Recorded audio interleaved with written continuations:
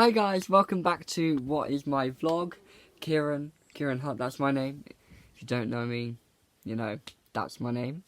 Today I'm going to be doing my top 5 musical theatre albums that I'm listening to currently. Because I go through so many. Like, I think last time I counted, which was a while ago, I had over 73 different ones. So, obviously I go through so many. Sometimes I'm like, oh, I'm listening to this album. Sometimes I'm like, oh, this one. Sometimes I'm, oh, not so much. But here are the ones that I'm currently like obsessing over. So, number 1, Bring It On, the musical. Such a good album. I think I listened to it a couple of weeks ago on the way to my college on the bus. And I was like, it's only an hour long. I travel for an hour, so thought, let's give it a go. And it did not disappoint. I absolutely loved it. I did a dance routine to one of the songs from it called What I Was Born to Do. It's all about like cheerleading and all that stuff. If you don't know the film, like check that out because that's a great film. But the musical is slightly different. They've changed some names and stuff. But I think for me, the music is like so unique, so fresh for when it was written. I think it was on Broadway 2012, I think. I'm not sure. But it's like hip hop, musical theatre. It's like big production, and I thought, oh, so good. Like, I think it's probably my favourite one at the moment. It's like non-stop in my head. Number 2, Dreamgirls. Bit of an older musical, so some people may not know it, but it is such a great musical.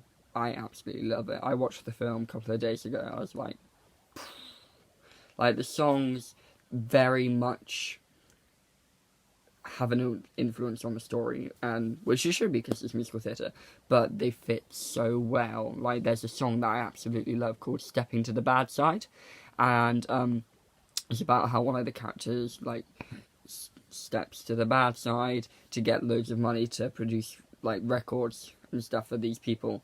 But check that one out because that actually made me cry at the end of listening to that, because that you go on such an emotional roller coaster for Dreamgirls.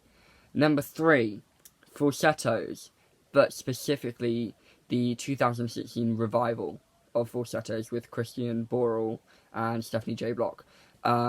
It's a sound-through musical, Falsettos, so I think it's over 2 hours for that cast recording, but all of the songs make sense. They're not like really random.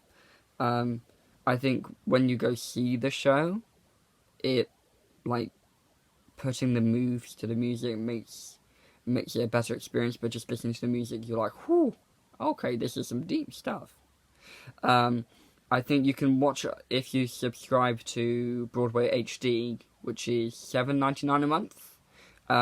That's like a Netflix for theatre and Broadway. You can watch Falsettos on there. And I love some of the songs in there. Like, I think my favourite one is I'm Breaking Down, which is such a mood. It's about one of the characters called Trina, and she's basically just having a mental breakdown, and it's such a funny song. The writing in the whole album is just so clever and well written.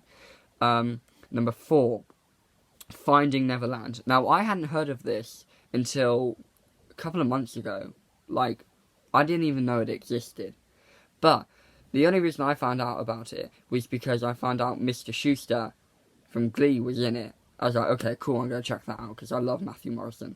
But apparently it's about the man who wrote Peter Pan.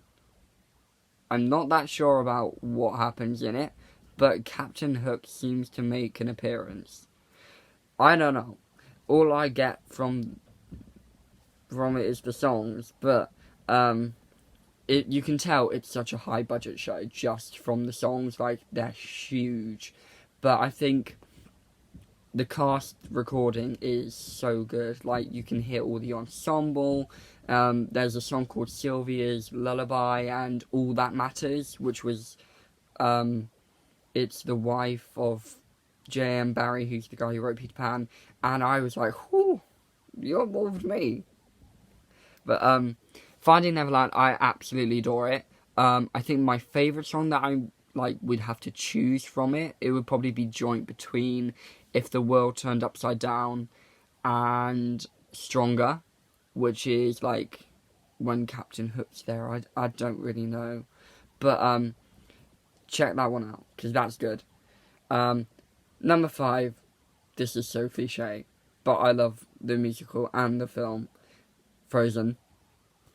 Frozen is, like, obviously everyone knows the story of Frozen, but for the musical they added so many new songs, like so many, and they all go so well into the story. Hans gets a song. There's like 2 songs for the coronation, one with Elsa and one bit going into the party scene where Anna and Elsa finally like see each other and talk, and they go chocolate. What else? Kristoff gets a song.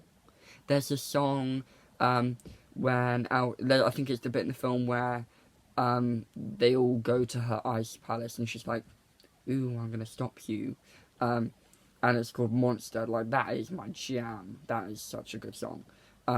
They have like a whole 6-7 minute song with the bit on when they're like all trying to find each other. Like, Anna's trying to find Kristoff when she's freezing to death, and Hans is gonna kill Elsa, and the music is so well written. Again, with Frozen, everyone knows like the iconic songs, but there are a lot of songs on there that like are so good at the same time. Like, so there you have it, guys. That's my top 5 musical theatre albums that I'm currently listening to. Obviously, feel free to check them out. You don't have to, but I would definitely recommend these top 5, especially Bring It On. That is my favourite so far. I tried to go with some ones that aren't like well known, like Hamilton, Dear Evan Hansen. Everybody's talking about Jamie. You know, some like Frozen obviously is new.